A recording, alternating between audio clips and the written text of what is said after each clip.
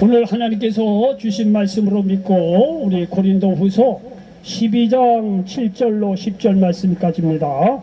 자, 우리 전후자 계신 분들과 예수님의 이름으로 사랑하고 축복합니다. 인사 좀 나누시기 바랍니다. 자, 예수님의 이름으로 사랑하고 축복합니다. 인사 좀 나누시기 바랍니다.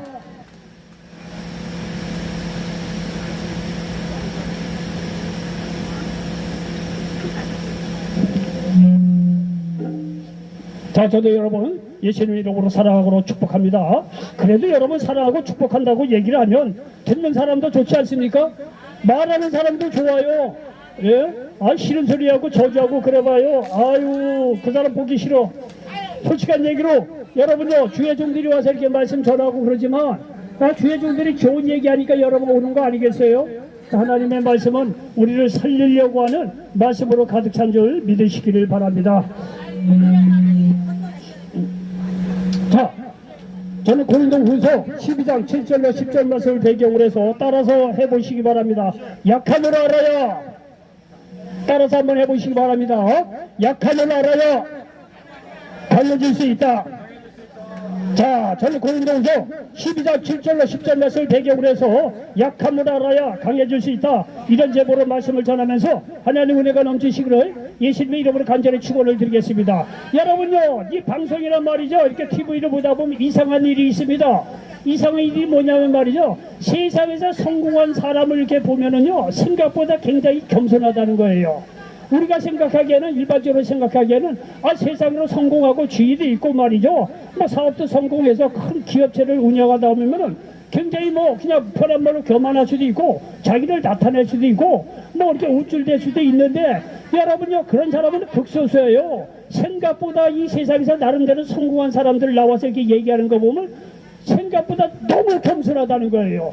그래서 속으로 참 이상한 일이다. 나 같으면 말이죠, 우쭐대고 교만해도 될 텐데, 여러분 그렇게 세상에서 성공한 사람이 얘기하는 거 보면 너무너무 겸손해요. 그래서 왜 그런가 봤더니 말이죠, 이 사업이나 모든 방면에서 나름대로 성공한 사람은요, 그냥 하루아침에 성공한 게 아닙니다. 다 실패하고 좌절하고 절망을 겪었던 사람이에요. 실패하고 좌절을 겪으면서 말미암아 자기의 약점, 부족한 점을 너무나 뼈저리게 깨달은 거예요. 그 자기 약점을 깨달고 나서 그거를 보완해 나가면서 말이죠, 점점 말이죠, 강해지고 성공한 사람으로 바뀌어졌다는 거예요. 이런 과정을 겪다가 나름대로 성공한 사람은요, 이렇게 교만할 수가 없어요. 자기의 약점을 너무나 잘 알고 경험적으로 자기의 부족한 점을 알았던 양반들이기 때문에 나중에 이런 사람은요, 성공했다고 하더라도 교만하지 않습니다. 굉장히 겸손해요. 그래서 여러분요, 세상에서 성공한 사람들도 보면은 자기의 약함을 알아야 강해질 수 있고 성공할 수 있다는 사실을 믿으시기 바랍니다. 여러분요, 우리 손흥민 선수, 여러분 손흥민 선수가 우리나라 선수니까 굉장하다는 걸 잘 모르는데, 여러분요, 이 손흥민 선수는요, 앞으로 우리나라에서도 그런 축구 선수가 나올까 저는 의심될 정도로 대단한 인물입니다. 이 손흥민 선수는 우리가 잘 아는 대로 영국의 프리미어리그에서 득점왕까지 한 축구 선수입니다. 자타가 공인하는 월드 클래스예요. 그런데 그 아버지 손흥정 씨가 하는 말이 있잖아요. 우리가 보기에는 다 월드 클래스고 대단한 그 축구 선수인데, 그 아버지 손흥정 씨가 하는 말이 뭐냐면, 텔레비에 보니까요, 그는 결코 월드 클래스가 아니라는 거예요. 그 아버지만큼은 절대 손흥민 선수가 월드 클래스가 아니라는 거예요. 다른 사람은 다 월드 클래스라고 그렇게 해주는데, 그 아버지가 누굽니까? 손흥민 선수를 키운 아버지 아닙니까? 근데 그 아버지가 말이에요, 손흥민 선수 자기 아들 두고 주는 절대로 월드 클래스가 아니라는 거예요. 그러니까 그 아버지가 그렇게 말이죠, 겸손하니 그 아들 손흥민 선수도 얼마나 겸손한지, 여러분 인성이나 모든 면에서 굉장히 본받을 만한 선수예요. 굉장히 겸손하고 말이죠, 성실한 그런 사람이라는 것을 볼 수가 있습니다. 저는 이런 것을 보면서 느끼는 것이 뭐냐면, 자기의 약함을 알아야 강해질 수 있다는 말이 실감 난다는 것입니다. 예? 자신의 약함을 알고 그 약함을 고치려고 노력하는 가운데 강하게 될 수 있다는 사실을 믿으시기 바랍니다. 여러분도 흔들리지 않고 피는 곳이 어디 있겠습니까? 그리고 눈물 젖은 빵을 먹어보지 않고 성공한 사람이 어디 있겠느냐는 거예요.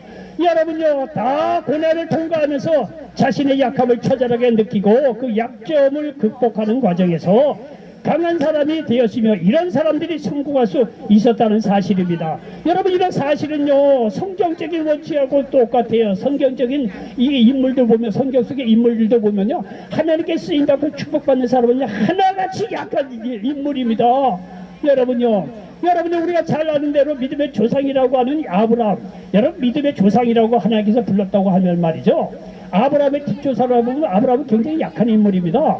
근데 우리가 생각하기에는 믿음의 조상이라고 부르면은 그래도 말이죠, 이 사회적으로도 세상적으로도 대단한 인물이고 이런 사람을 불러다가 하나님께서 믿음의 조상으로 세우고 뭐 이럴 법한데 말이죠, 하나님께서 말이죠 믿음의 조상이라고 부른 아브라함을 보니까 말이죠, 우리 생각에 우리 기대하고 전혀 다른 인물입니다. 오늘은 하나님께서 말이죠 아브라함을 부릅니다. 야, 너 본토 지체 아비 집을 떠나서 내가 지시할 땅으로 가라. 창세기 12장 1절 이하의 말씀이 나옵니다.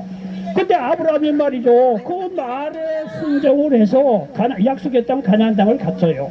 근데 약속의 땅 가나안 갔는데 처치가 내려요. 쥐뿔도 없어요. 자기 땅도 없어요. 예?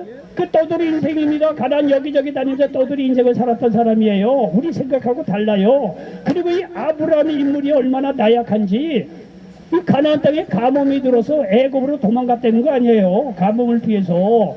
근데 애굽에 내려가서 말이죠, 자기 부인 사라가 얼마나 이쁜지 모르지만 이 애굽의 왕 바로에게 뺏겼다는 거 아니에요. 그 자기 아내가 바로 왕에게 뺏겨가는 걸 보면서 아브라함에는 이제 그는 내 아내가 아니고 내 누이 동생이라는 거예요. 그 내가 말이죠 내 부인이 아니라는 거예요.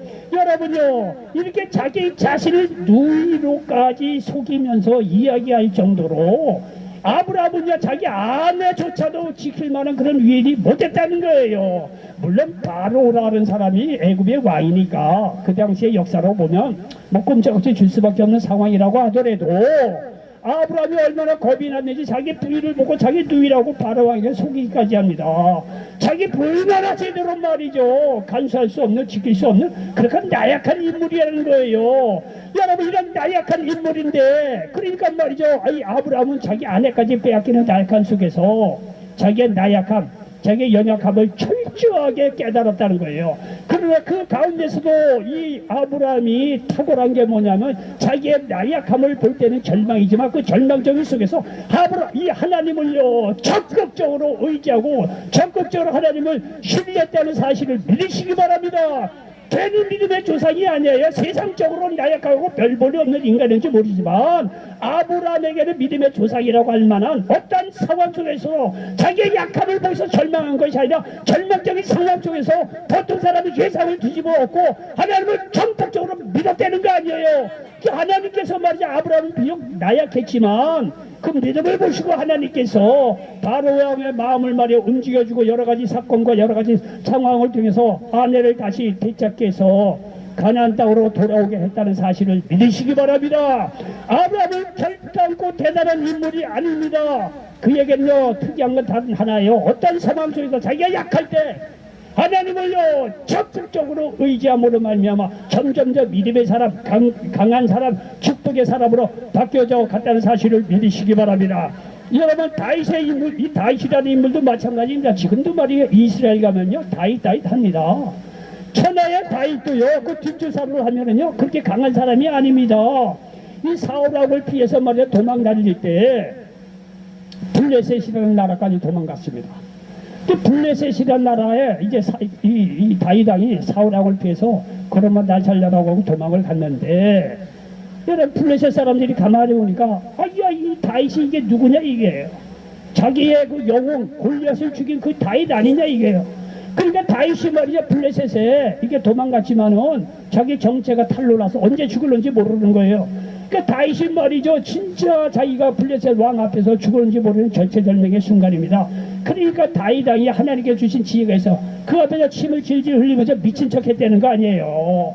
여러분이요 그 상황을 여러분 상상해 봤을 때 얼마나 다윗의 그 입장이 처절했겠느냐 이거예요. 자기가 언제 죽을는지 모르니까 나약하고 절망적인 상황에서 다윗은요 그런 상황 속에서도 하나님을 철저히 신뢰하고 믿었다는 사실을 기억하시기 바랍니다. 이에 대해서 여기 시편 18편 1절로 2절에 이렇게 말씀하고 있습니다. 자, 시편 18편 이 시를 지은 배경을 이렇게 일단 설명을 합니다.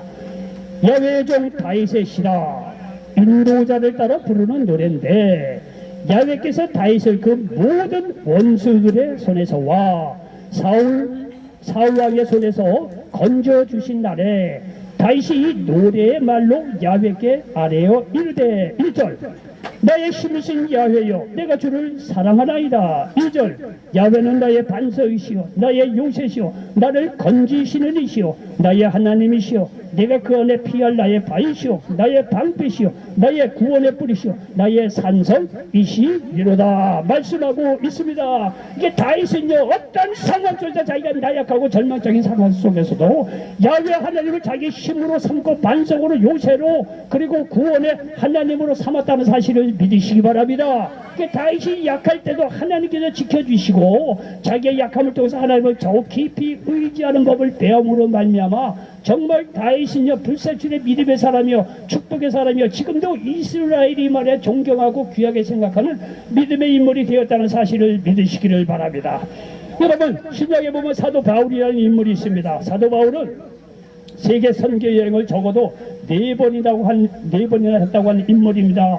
여러분, 놀라운 사역입니다. 그가 가는 곳마다 병든 자를 치유하고 귀신을 쫓아냈어요. 심지어 바울의 손수건이나 앞치마를 가져다가 병든 사람에게 얹으면 병도 떠나가고 악기도 나갔다고 성경은 기록하고 있습니다. 그리고 죽은 자도 살렸던 인물입니다. 그리고 그 외에도 고난도 많이 당했습니다. 여러분요, 고린도후서 11장에 보면 말이죠, 그가 당한 고난을 이렇게 기록하고 있는 것을 볼 수가 있습니다. 고린도후서 11장 24절 이하에 보니까 유대인들에게 40에서 하나 감한매를 5번이나 맞았으며 3번 태작으로 맞고 1번 돌로 맞고 등등등. 고린도서 11장 24절로 27절에 보니까 정말 유대인들에게 40에 하나 감한매를 5번 맞았다는 거예요. 돌로도 맞고 대장도 맞고 밥에서 파선당하고 강의 위험과 동족의 위험과 강도의 위험과 배고픔의 위험을 당했던 인물입니다. 여러분, 사도 바울이 그렇게 대단하고 축복의 사람은 능력의 사람인데 그 이면을 보니까 다윗이 어마어마한 고난을 당한 거예요. 이런 고난을 통해서 다윗이 깨달은 것은 나는 철저하게 나약하고 내가 할 수 있는 것이 아무도 없다는 것을 다윗은 이 사도 바울은 깨달은 거예요. 그러나 이렇게 자기 인간적으로 연약하고 말이죠, 그렇게 절체절명의 순간인데도 불구하고 오히려 그 속에서 하나님을 전폭적으로 신뢰하다 보니까 점점점 하나님 믿는 법을 깨닫고 하나님 의지하는 법을 깨닫고 장차 하나님 나라에 크게 쓰임받는 믿음의 인물이 되었다는 사실을 기억하시기 바랍니다. 오늘 본문 말씀이 그거를 가르쳐주고 있는 거예요.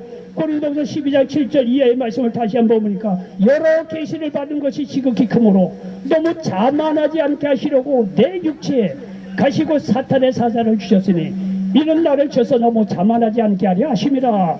하나님께 특별히요, 사도 바울이 재능이 많고 능력이 많고 하나님께 주신 어떤 그 은사가 많은 인물이었어요.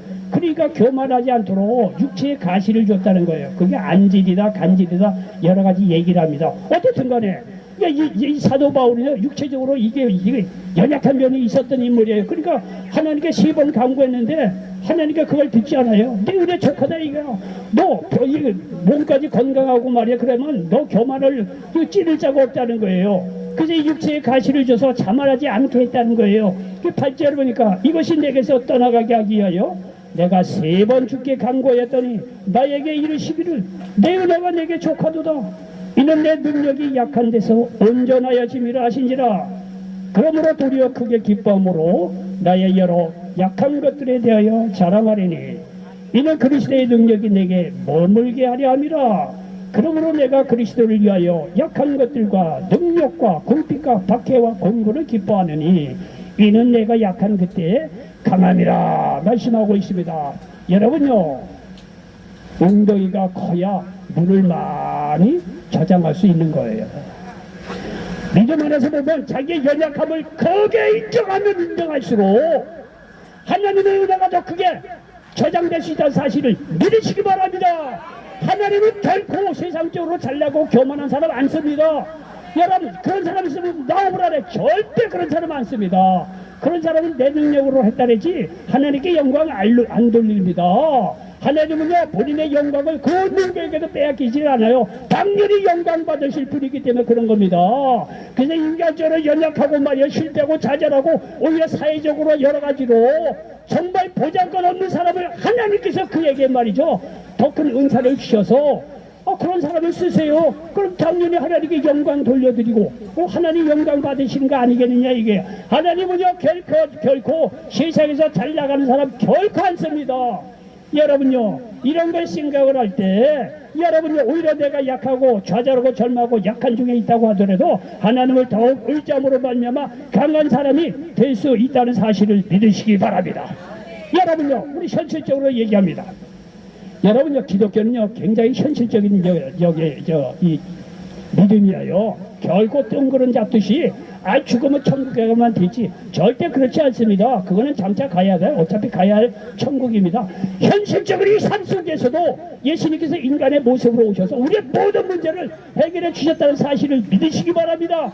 배고픔의 문제, 질병의 문제, 귀신의 문제 가차없이 주님께서 말이야 모든 문제를 해결해 주시 현실적인 그런 우리의 현실적인 생활도 기억하시고 축복하시는 좋은 하나님의 기록이 성경이라는 사실을 믿으시기 바랍니다. 여러분 이 서울역에 나온 사람들은요 모두 다 그런 것은 아니지만 많은 사람들이 인생의 환난을 만나고서 약해진 사람들이 모이는 곳입니다. 여러분 현실적으로 서울역에 온 사람들 보면요 다 실패하고 좌절하고 말이죠 절체절명에 있는 사람들이 대부분입니다. 다 그렇지는 않습니다만 저도 얼마 전에 용산역에 가서 한 사람 만나다 가보니까 거기 한 사람을 만났는데 보니까 뭐 나름대로 괜찮아요. 뭐 아들 딸들도 다 나름대로 괜찮고 자기 가문에 뭐 얘기하는 거 보니까 다 괜찮아요. 사람이 아주 보니까 인상도 좋고 뭐 큰일을 할 사람이더라고요. 보니까 뭐 내가 이제 관상적인 아니지만 어딘데 그 양반하고 얘기를 하니까 그 양반 사업 2번 말아먹고 수십억 날아갔대요. 그러고 나서 그 같이 동업했는데 일가 친척이 있는데 그 사람의 그 잘못이라니까 그 사람의 모든 잘못한 것까지 자기가 다 안고 수십억을 자기가 잘못한 걸로 뒤집어 쓰고 그렇게 말이죠 집을 나왔다는 거예요. 집 들어가 봐야 그 정리가 안 되니까 골치 아프다는 거예요. 어때 이렇게 사업 2번 말아먹고 일가 친척의 모든 거 빚이고 자기가 다 뒤집었고 다른 사람을 살리기 위해서 그렇게 해서 말이죠 용산역에서 지금 그렇게 말이죠 떠돌이 인생 노숙자 인생을 15년을 하고 있다고 합니다. 여러분요 서울역에 보면요 용산역이고 영등포역이고 말이야 뭐 부천역을 가보면 다 노숙하는 분들은 사연이 길어요. 인간적으로 얘기해보면요 그거로 누가 다 위로하고 누가 해결해 줄 수 있을까. 감당이 안 될 정도로 다 말이죠 가난하고 연약한 사람들이야. 다 무너진 사람들 가정도 말아먹고 사업도 말아먹고 자식들도 떠나고 모든 방면에 약해서 모인 사람들이 이 서울역인 것 같아요. 그러나 여러분요 기억하시기 바랍니다. 영적으로 이런 약함을 알아야 믿음 안에서 강해지고 축복의 사람이 된다는 사실을 믿으시기 바랍니다.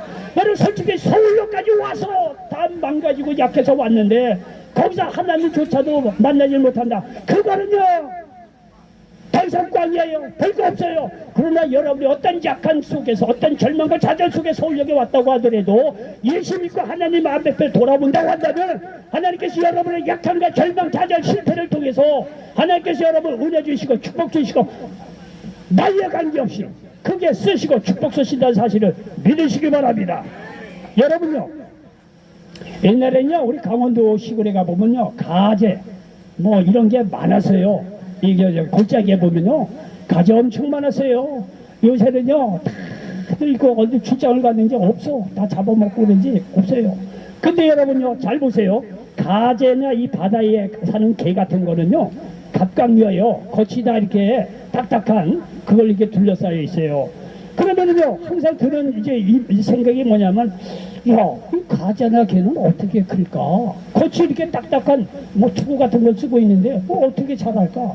이런 생각이 한때 들었던 적이 있습니다. 그런데요 이 가재나 개 같은 갑각류는 안이 말랑말랑하고 이제 껍질이 단단한데 어떻게 성장할까 이렇게 봤더니 갑각류 가재나 개가요 성장하려고 하면 허물을 벗는다는 거예요. 겉에 외피를 벗어 던진다는 거예요. 근데 이 허물을 벗을 때 가장 약하고 잡아먹히고 쉬운 때고 상처받기 쉬운 때라는 거예요. 가자나 개가 말이에요. 성장을 하려면 겉에 있는 외피 딱딱한 거를 벗어 던진다는 거예요. 그때 가장 연약하고 가자나 개편으로 봐서는 가장 위험하다는 거예요. 말랑말랑하니까 포식자가 잡아먹기 좋지요. 가장 약하고 가장 위험하고 상처받기 쉬운 때라는 겁니다. 그런데 여러분 잘 보십시오. 이 가자나 개는 이런 가장 약할 때가 이들 각각류에게 성장하는 때라는 거예요. 겉에 허물을 벗어 던질 때 그때 가자나 개는 성장할 때라는 거예요. 여러분 이게요 인간도 마찬가지예요.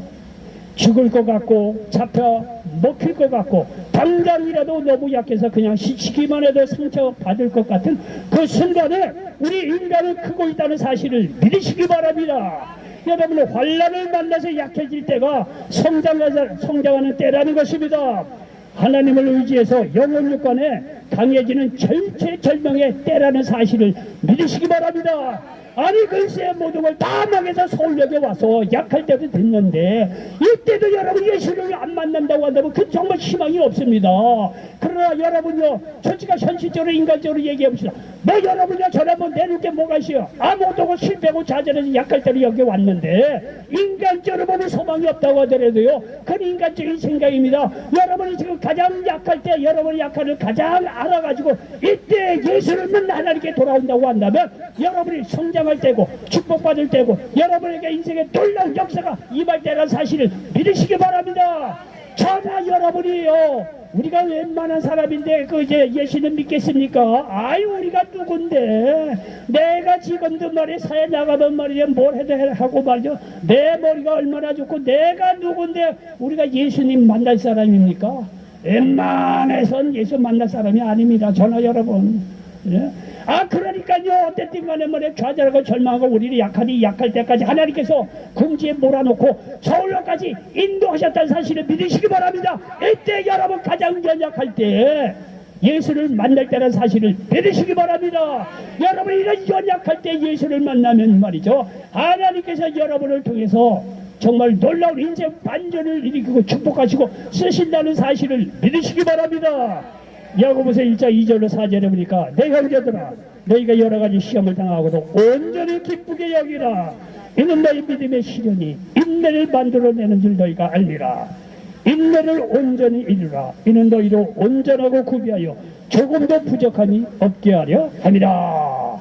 그러므로 내가 약함 속에 있다고 하더라도 실망하지 마시기 바랍니다. 오히려 하나님을 만나 강해지는 때로 바꾸시기 바랍니다. 이럴 때 우리 인생의 놀라운 반전의 역사가 일어난다는 사실을 믿으시기 바랍니다.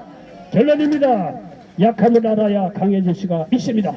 그러므로 지금 내가 약함 속에 있다고 해도 실망하지 마시기 바랍니다. 이럴 때 오히려 하나님을 힘있게 의지해서 믿음의 강한 인물이 되시기를 바랍니다. 이런 사람이 오히려 하나님 나라에 쓰임받고 축복받을 수 있다는 사실을 믿으시기 바랍니다. 이런 놀라운 역사가 여러분의 세계 가운데 임하시기를 예수님의 이름으로 간절히 축원을 드리겠습니다.